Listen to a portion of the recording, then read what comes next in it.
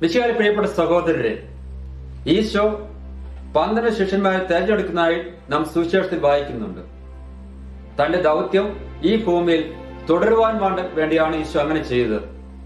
അവരെ വിളിക്കുകയും അവരെ തെരഞ്ഞെടുക്കുകയും അവർക്ക് പ്രായോഗികമായ പരിശീലനം നൽകുകയും വീണ്ടും അവരെ സുവിശേഷ പ്രഘോഷ ദൗത്യത്തിനായിട്ട് അയക്കുന്നതായി നാം കാണുന്നുണ്ട്. അതേപറ്റിയാണ് ഇന്ന് നാം ധ്യാനിക്കുന്നത്. ഉൽപ്പത്തി പുസ്തകം 35-ാം അധ്യായം 23 മുതൽ 29 വരെയുള്ള വചനഭാഗം നാം ധ്യാനിക്കുന്നത് യാക്കോബിന്റെ 12 പുത്രന്മാരെ പറ്റിയാണ്. പിന്നീടുള്ള ഭാഗം നമുക്ക് കാണാൻ സാധിക്കും ദൈവം എങ്ങനെയാണ് യാക്കോബിനെയും പുത്രന്മാരെയും തന്റെ ദൗത്യം നിർവഹിക്കാനായിട്ട് ഇസ്രായേൽക്കാർ സഹായിക്കുവാനായിട്ട് ഉപയോഗിക്കുന്നതെന്ന്. നാം ഓരോരുത്തരും ഇതേ രീതിയിൽ നമ്മെ തന്നെ ദൈവം പൂർണ്ണമായിട്ട് സമർപ്പിച്ചുകൊണ്ട് യഥാർത്ഥമായ ക്രൈസ്തവ നയിക്കുമ്പോൾ ദൈവം നമ്മയും പല വിധത്തിൽ സഹായിക്കും എന്നുള്ളൊരു ഓർമ്മപ്പെടുത്തലാണ്, അല്ലെങ്കിൽ ഉറപ്പാണ് ഈ വായന. ജോഷുവയുടെ പുസ്തകം 4-ാം അധ്യായം 1 മുതൽ 9 വരെയുള്ള വചനങ്ങളിൽ നാം ധ്യാനിക്കുന്നത് 12 സ്മാരകശിലകളെ പറ്റിയാണ്. നമുക്ക് കാണാൻ സാധിക്കും ദൈവം എത്ര വലിയ അനുഗ്രഹങ്ങളാണ് അല്ലെങ്കിൽ എത്ര വലിയ അത്ഭുതങ്ങളാണ് ഇസ്രായേൽക്കാരുടെ ജീവിതത്തിൽ നടത്തിയതെന്ന്. മോശ മുഖേന ചെങ്കടൽ കിടക്കുവാൻ സഹായിക്കുന്നു, ജോഷുവ മുഖേന ജോർദാൻ നദി കിടക്കുവാൻ സഹായിക്കുന്നു.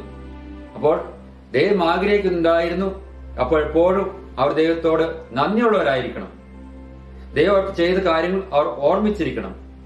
അപ്പോൾ ഇന്നത്തെ വായന കാണാനായിട്ട് സാധിക്കും ദൈവം മോശയോട് അരുളി ചെയ്യുകയാണ് ചെയ്യുന്നത്, നീ ഇസ്രായേൽക്കാരുടെ ഇടയിൽ നിന്ന് 12 പേരെ തെരഞ്ഞെടുക്കണമെന്നും ജോർദാൻ നദിയിൽ നിന്ന് 12 കല്ലുകൾ എടുത്ത് അതവിടെ സ്മാരകശിലകളായിട്ട് സ്ഥാപിക്കണമെന്നും. എന്തുകൊണ്ടാണ് ദൈവം അവർ പറയുന്നത് ഇങ്ങനെ? ഇതൊരു ഓർമ്മയ്ക്ക് വേണ്ടിയാണ് അവർ ചെയ്തത്.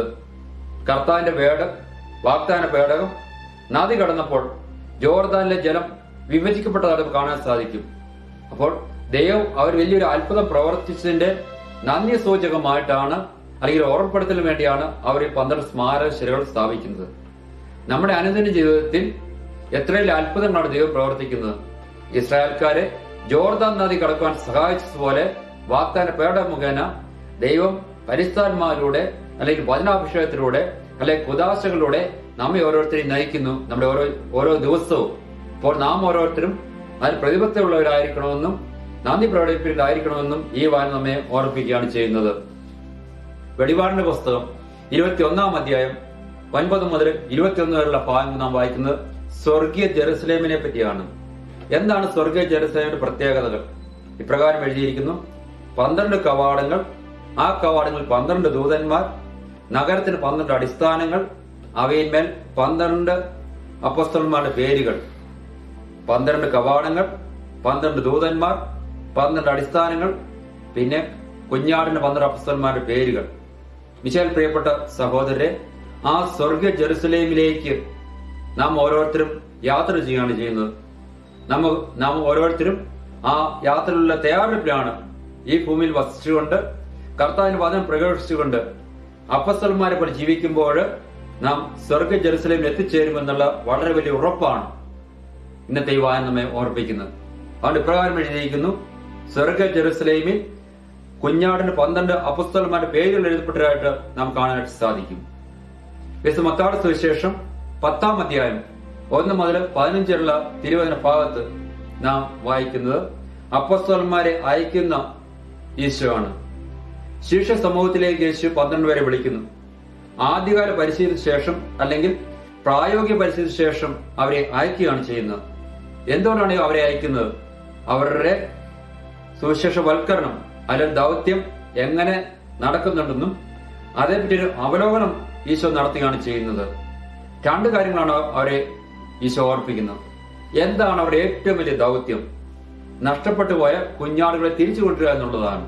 അതായത് പാപത്തിൽ ജീവിക്കുന്നവരെയും ഈശോയിൽ നകന്നു പോയവരെയും അല്ലെങ്കിൽ പലവിധ പാവങ്ങളാൽ ബന്ധനപ്പെട്ടവരെയും തിരിച്ചു കൊണ്ടുവരിക എന്നാണ് ഏറ്റവും വലിയ ദൗത്യം. രണ്ടാമത്തെ എന്താണ് അവരുടെ ദൗത്യം?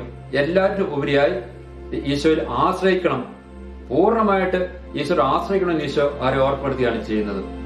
അപ്പോൾ മാമോദിസയിലൂടെയും മറ്റു കുദാശകളിലൂടെയും ദൈവം നമ്മെ ഓരോരുത്തരും തെരഞ്ഞെടുത്തിരിക്കുകയാണ്, ഈ ശിഷ്യന്മാരെ പോലെ അല്ലെങ്കിൽ അപ്പോസ്തലന്മാരെ പോലെ. അപ്പോൾ നമ്മെ ഇന്ന് ഈശോ ഓർപ്പിക്കുന്ന 2 കാര്യങ്ങളാണ്. ഒന്ന്, നമ്മുടെ ഇടയിൽ ഇന്ന് ഈശോയിൽ നിന്ന് മാറി നിൽക്കുന്നവർ, അല്ലെങ്കിൽ കുദാശകൾ സ്വീകരിക്കാത്തവർ, അല്ലെങ്കിൽ കുംസാരിക്കാത്തവർ, അല്ലെങ്കിൽ ദൈവഭക്തി നിന്ന് മാറിപ്പോയവരെ തിരിച്ച് ഈശോയിലേക്ക് കൊണ്ടുവരിക എന്നുള്ള നമ്മുടെ ദൗത്യമാണ്. 2, എല്ലാറ്റിനും ഉപരിയായി ഈശോയിൽ ആശ്രയിക്കണമെന്ന് ഈശോ നമ്മെ പഠിപ്പിക്കുന്നു. നമ്മുടെ ദാനത്തിലും സമ്പത്തിലും അല്ലെങ്കിൽ നമ്മുടെ ജോലിയിലും ഒന്നുമല്ല, ഏറ്റവും ഉപരിയായി ഈശോയെ ആശ്രയിക്കുമ്പോൾ, ഈശോ ഡിപ്പെൻഡ് ചെയ്യുമ്പോൾ, ഈശോ സ്നേഹിക്കുമ്പോൾ ശിഷ്യന്മാരെ പോലെ ഈശോയുടെ ദൗത്യം, ഈശോ ഏൽപ്പിച്ചൊരു ദൗത്യം നമുക്ക് നിർവഹിക്കാനായിട്ട് സാധിക്കും. അതിന്റെ പരിണത ഫലം എന്താണ്?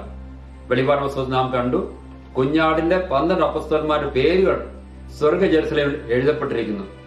അപ്പോൾ ആ അപ്പസ്തലന്മാരെ പോലെ നമ്മുടെ പേരുകൾ, നമ്മുടെ ഓരോരുത്തരുടെയും പേരുകൾ സ്വർഗ ജെറുസലേമിൽ അവർ സ്വർഗരാജ്യത്തിൽ എഴുതപ്പെടണമെങ്കിൽ, അല്ലെങ്കിൽ സ്വർഗരാജ്യത്തിൽ പ്രവേശിക്കണമെങ്കിൽ ഈശോയിൽ പൂർണ്ണമായിട്ട് നാം ആശ്രയിക്കണമെന്ന് ഇന്ന് ഈശോ നമ്മെ ഓർമ്മിപ്പിക്കുന്നു. നമുക്ക് പ്രാർത്ഥിക്കാം. പിതാവായ ദൈവമേ, ഇന്നത്തെ വചനത്തിന് ഞങ്ങൾ നന്ദി പറയുന്നു. ഞങ്ങളെ ഏറ്റവും ദൗത്യം ഭംഗിയായിട്ട് നിർവഹിക്കണം എന്നാണ് ഇന്ന് അങ്ങ് ഞങ്ങളെ ഓർമ്മിപ്പിച്ചത്. വെളിപാട് പുസ്തകത്തിൽ ഞങ്ങൾ കണ്ടു 12 ശിഷ്യന്മാരുടെ പേരുകൾ സ്വർഗ ജെറുസലേമിൽ എഴുതപ്പെട്ടിരിക്കുന്നു. ഞങ്ങളുടെ ഓരോരുത്തരുടെയും പേരുകൾ എഴുതുന്നത് ഞങ്ങളും ആഗ്രഹിക്കുന്നു. എന്നാൽ ലോകത്തിന്റെ വ്യഗ്രതകളിൽ ജഡിക മോഹം ഞങ്ങൾ മുഴുകിയിരിക്കുന്നതിനാൽ ചില സമയത്ത് അങ്ങനെ ആശ്രയിക്കുവാനും ആ സുവിശേഷ ദൗത്യം ഭംഗിയായിട്ട് രീതിയിൽ നിർവഹിക്കാൻ ഞങ്ങൾക്ക് സാധിക്കാതെ പോകുന്നു. ഞങ്ങൾ ക്ഷമ ചോദിക്കുന്നു. ജോഷുവയുടെ പുസ്തകം ഞങ്ങൾ കണ്ടു, ജോർദാൻ നദി കടന്നപ്പോൾ അത്ഭുതത്തിന്റെ ഓർമ്മയ്ക്കായിട്ട് അവർ 12 സ്മാരക ശിലകൾ സ്ഥാപിക്കുകയും അങ്ങേ സ്തുതിക്കുകയും ആരാധിക്കുകയും ചെയ്യുന്നു. ഈശോയെ, ഞങ്ങളുടെ ഇതിൽ അനുദിനത്തിൽ എന്തെല്ലാം അത്ഭുതങ്ങൾ ആണ് അങ്ങ് പ്രവർത്തിക്കുന്നത്. ഞങ്ങൾ പലപ്പോഴും അങ്ങയോട് നന്ദിയുള്ളവരോ പ്രതിപത്തിയുള്ളവരോ അല്ലായിരിക്കാം. ഞങ്ങൾ ക്ഷമ ചോദിക്കുന്നു. ഇന്ന് പ്രത്യേകമായിട്ട് ഞങ്ങൾ പ്രാർത്ഥിക്കുന്നു. പരിശുദ്ധാത്മ ശക്തിയാൽ ഞങ്ങളെ അഭിഷേകം ചെയ്യണമേ. ഞങ്ങളെ ഏൽപ്പിച്ചിരിക്കുന്ന ദൗത്യം, പ്രത്യേകിച്ച് സുവിശേഷ പ്രഘോഷണം ഭംഗിയായിട്ട് നിർവഹിക്കുവാനുള്ള ഒരു അനുഗ്രഹം ഞങ്ങൾക്ക് നൽകണമേ. നമ്മുടെ കർത്താവ് യേശു മിശിഹായുടെ കൃപയും പിതാവായ ദൈവത്തിന്റെ സ്നേഹവും പരിശുദ്ധാത്മാവിന്റെ സഹവാസവും നാം എല്ലാവരും കൂടി ഉണ്ടായിരിക്കട്ടെ. ആമേൻ.